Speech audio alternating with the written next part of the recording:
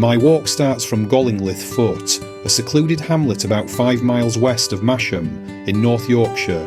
I venture through farmland and woodland, hike across exposed open moorland, follow the Dale Edge track with excellent views of the Nidderdale Valley, and finish with grassy paths through Colsterdale. Setting off from Golinglith Foot, I head south through a stretch of woodland. The route is a bridleway and also forms part of the Six Dales Trail. I climb steadily out of the valley, following the bridleway south in the direction of Pickersgill House. I reach a junction by a minor road near Spout House and pass a charming abandoned farmhouse. It's marked on the map as Pickersgill House. Continuing my walk, I follow the Six Dales Trail and pass a series of farm buildings at Towler Hill. I cross several farmland fields. At times the footpath is faint and navigation becomes a little tricky. I know I'm on the right track when I reach a cluster of buildings at High Sourmire. I head downhill across another field towards a patch of coniferous trees. The footpath continues through the woodland and descends into a small valley before climbing up the opposite side. Emerging from the trees and crossing more farmland, I eventually reach a minor road known as Moor High Road. Here, I leave the Six Dales Trail, which continues across fields towards a distant farm. I follow Moor High Road in a southwesterly direction. For just over half a mile, I walk along this peaceful road across open moorland. The wide grassy verges make it safe and pleasant underfoot.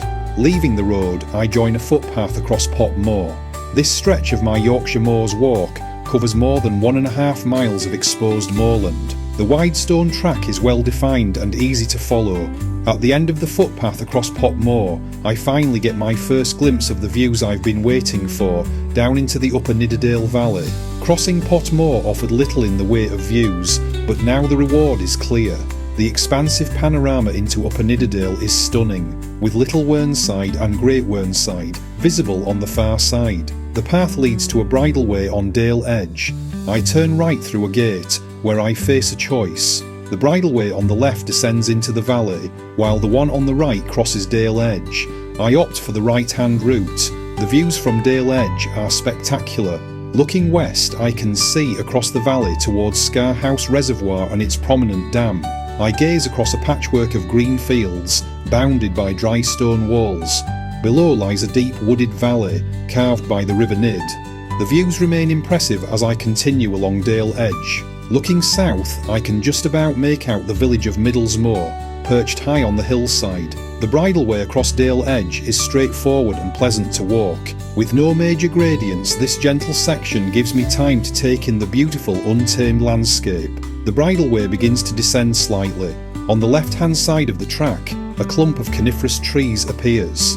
I know that when I draw level with these trees, it will be time to leave Dale Edge. This area is rich in rough moorland grasses and patches of heather.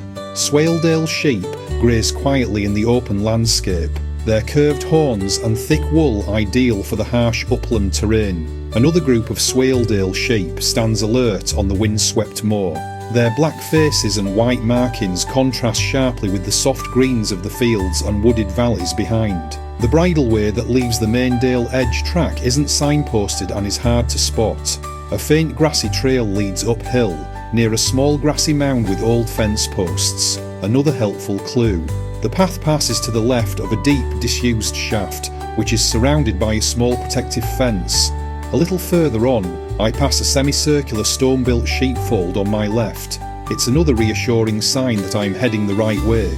I head north across the moor and take a short detour to the summit of South Hoare, also known as Little Hoare, which stands at 499 metres. A boundary stone marks the top. After visiting the summit, I pass through a gate and rejoin the bridleway.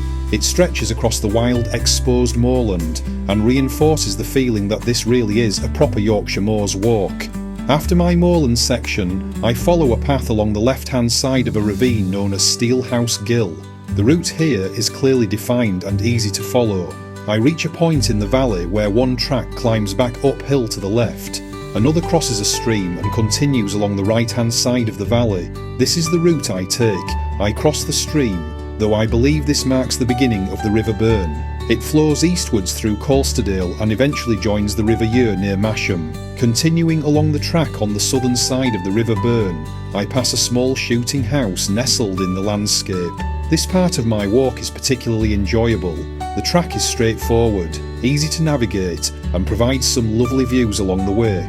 The River Burn cuts through the landscape with charm. It flows over mossy rocks and shallow ledges, creating miniature waterfalls. Tall conifers cling to the steep banks, their roots exposed and gripping the stone.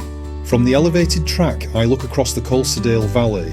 Scattered farm buildings dot the scene, and I spot rocky outcrops in the distance, marked on the map as high crags. The track I'm now walking is called Cole Road, and it's absolutely delightful. On my left, the views open up across Colsterdale.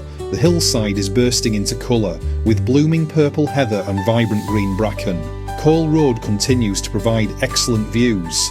In the foreground is a vivid strip of moorland vegetation. Beyond, a patchwork of stone-walled fields is dotted with mature trees. Cole Road brings me back to Golinglith Foot and the end of this wonderful walk. I pass a few farm buildings and join a bridleway that leads back towards the car park. Finally, I cross the River Burn via a footbridge and return to the car park. You can find full details of this walk by searching on Google for Paul Beale Yorkshire Moors Walk. I'll also add the full website link in the comments section of this video.